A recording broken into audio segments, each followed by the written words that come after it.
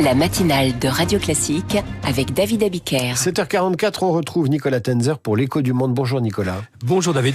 Des pourparlers de paix ont eu lieu à nouveau ce week-end à Miami, en Floride, entre négociateurs américains et ukrainiens, et séparément entre Américains et Russes.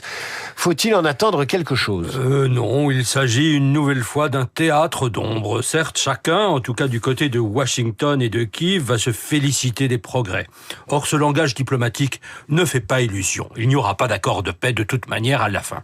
D'abord, Moscou a clairement dit qu'il ne souhaitait pas abandonner son plan de conquête totale de l'Ukraine, dont elle n'a d'ailleurs pas les moyens. Elle a posé des conditions inacceptables, comme la reconnaissance des régions ukrainiennes prétendument annexées par le Kremlin, le vote des Ukrainiens de Russie en exagérant de manière disproportionnée leur nombre, l'exclusion de toute réparation et l'absence de punition par la justice internationale des criminels de guerre, comme Poutine d'ailleurs inculpé depuis le 17 mars 2023.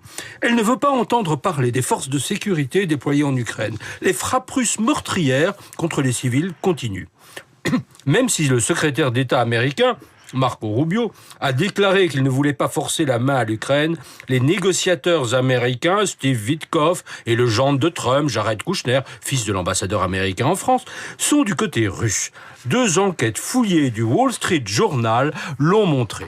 Quant à Trump, il blâme la victime et loue l'agresseur. Mais les Ukrainiens ont affirmé qu'ils étaient prêts à la paix. Oui, c'est la différence fondamentale avec les Russes. Ils veulent la paix, mais la vraie paix, donc pas à n'importe quel prix.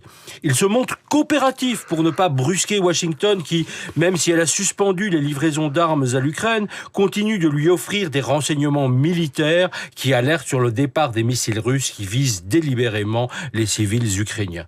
Mais sur quoi peuvent-ils négocier sans mettre en danger leur souveraineté et leur sécurité ? Les territoires occupés ?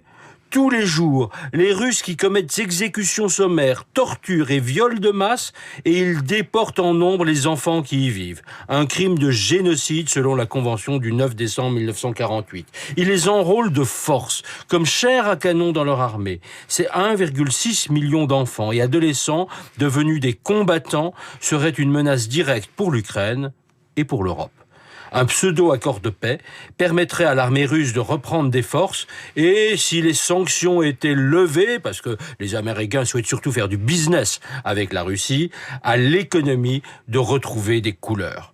La sécurité européenne serait en danger, car comme l'ont dit les chefs des armées européens, l'Europe est la prochaine cible. Pourquoi, pour la première fois, l'Europe dispose d'une place à la table des négociations à Miami ? Ou un strapontin, à vrai dire. La présence de Britanniques, Français et Allemands, porteurs d'une exigence quant aux garanties de sécurité, est mieux que rien. Cette guerre concerne au premier chef l'Europe. D'un côté, les Européens estiment qu'ils ne peuvent pas rompre avec les États-Unis, du moins maintenant. Ils font valoir leur point de vue en se tenant aux côtés de l'Ukraine, ligne de front de défense de l'Europe. D'un autre côté, ils savent intimement qu'il n'y a pas de solution diplomatique à la guerre, mais seulement une solution militaire. Ils continuent donc, quoique insuffisamment, à aider Kiev. L'Ukraine aussi continue de résister et a perdu finalement peu de terrain. Elle parvient à frapper les infrastructures militaires et pétrolières russes, même si elle n'a pas encore les moyens de repousser les Russes au-delà de leurs frontières. Si ceux-ci se retirent, la guerre s'arrête et la paix revient. Si l'Ukraine cède, elle disparaît, et l'Europe tout entière entre dans une guerre plus intense et élargie. Comme le disait une députée ukrainienne, si nous continuons, nous perdrons encore des milliers des nôtres. Si nous renonçons, nous en perdrons des millions. Nicolas Tenzer pour l'Écho du Monde que vous retrouverez demain vers 7h40 pour parler géopolitique. À demain Nicolas. À suivre, Marc Bourreau consacre son journal imprévisible à l'âge d'or du téléshopping alors que TF1 vient d'annoncer la fin de cette émission iconique de la télévision commerciale. Émission qu'on retrouve dans quasiment tous les pays du monde entier. Radio Classique, il est 7h40.